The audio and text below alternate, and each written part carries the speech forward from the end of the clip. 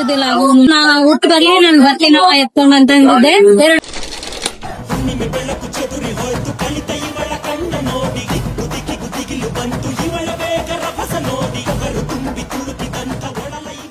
ಎಷ್ಟು ವರ್ಷದಿಂದ ಬರ್ತಾ ಇದ್ದೀರಾ? ಈಗ 2 months ಇಂದ.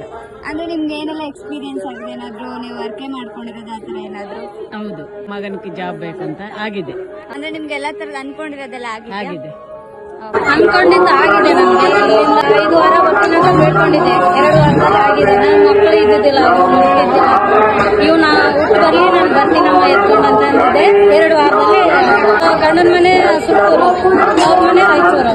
ಆ ತಾಯಿ ಎಲ್ಲ ನಮ್ಗೆ ನಡೆಸ್ಕೊಟ್ಟಿದ್ದಾಳೆ.